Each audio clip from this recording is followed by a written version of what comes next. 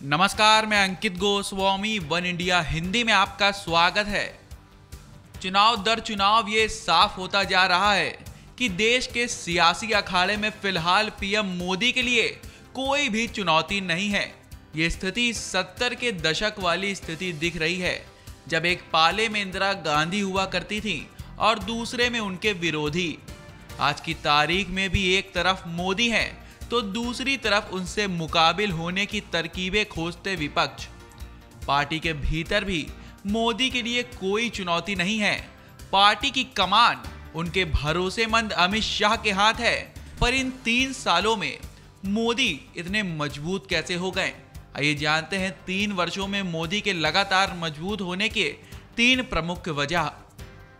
कहते हैं ना कि राजनीति में वही कामयाब होता है जो अपनी गलतियों को पहचान लेता है और वक्त रहते उसे सुधार लेता है। पीएम मोदी ने भी कुछ ऐसा ही किया।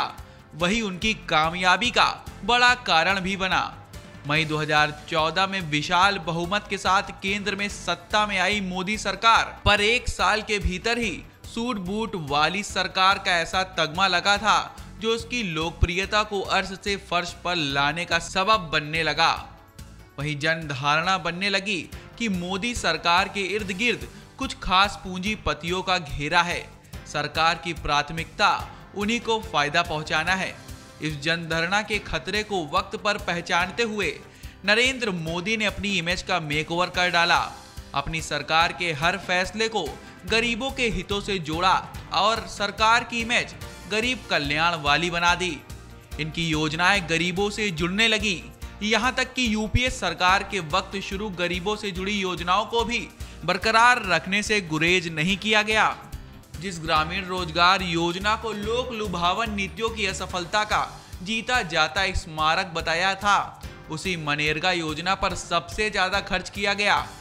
इन सब का फायदा उन्हें नोटबंदी जैसे बेहद कड़े फैसले के वक्त देखने को मिला। गरीब निम्न मध्यम वर्ग के तबके को इस फैसले से सबसे ज्यादा कठिनाई हुई थी। उसे रोजमर्रा की जरूरतों को पूरा करने के लिए तमाम दिन बैंकों के बाहर लंबी लाइन लगानी पड़ी। लेकिन वो तबका इन सारी बातों को नजरअंदाज करते हुए नरेंद्र मोदी के फैसले के साथ था। प्रधानमंत्री नरेंद्र मोदी की सफलता का दूसरा सबसे बड़ा राज है राष्ट्रवाद। जी हाँ, वाजपेयी और आडवाणी की बीजेपी अपने हिंदुत्व के एजेंडे की वजह से तमाम मौकों पर राजनीतिक गलियारों में अलग थलग पड़ जाती थी। लेकिन पीएम मोदी ने हिंदुत्व के बजाय राष्ट्रवाद को चेहरा बनाना बेहतर समझा। ये बात अलग है कि उनके राजनीतिक विरोधियों का इल्जाम है कि उन्होंने हिंदुत्व के एजेंडे को ही राष्ट्रवाद का चोला पहना रखा है। खैर, ये बहस का अगला विषय है। लेकिन सच्चाई यही है कि राष्ट्रवाद एक ऐसा मुद्दा होता है जिसके उभार से तमाम नाकामियां छिप जाती हैं, तमाम खांचे छूट जाते हैं। कोई सवाल पूछने वाला नहीं होता। ना खाएंगे ना खाने देंगे वाली बात पीएम मोदी की सफलता का तीसरा सबसे बड़ा कारण है। पीएम मोदी अपनी इस छवि को पुख्ता करने में कामयाब रहे कि ना वह खाएंगे और ना वो किसी को खाने देंगे। यही उनकी सबसे बड़ी राजनीतिक पूंजी साबित हो रही है।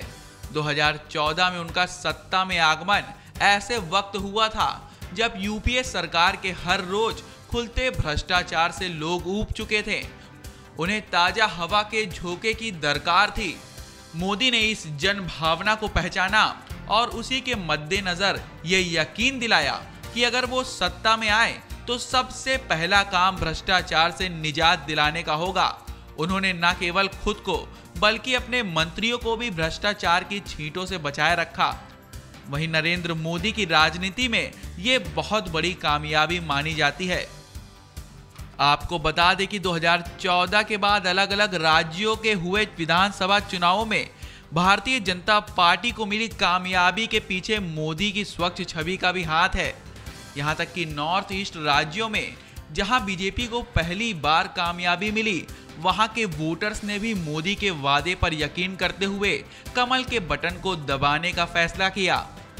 चुनाव के दौरान राज्यों के लोगों से बातचीत का जो लबोलुभावन था वो यही था कि बीजेपी को उन लोगों ने कभी नहीं आजमाया। बीजेपी उन लोगों के लिए बेशक एक नई पार्टी है, लेकिन मोदी एक ईमानदार व्यक्ति हैं। उन पर भरोसा किया जाए। इतना ही नहीं, असम और मणिपुर जैसे राज्यों में करप्शन एक बड़ा मुद्दा था। वहां के लोग पूर्ववर्ती सरकारों के करप्शन से एक बेहद परेशान थे। उन्हें मोदी की शक्ल में एक भरोसा मिला। फिलहाल इस वीडियो में इतना ही, और खबरों के लिए लॉग इन करिए one India Hindi YouTube channel.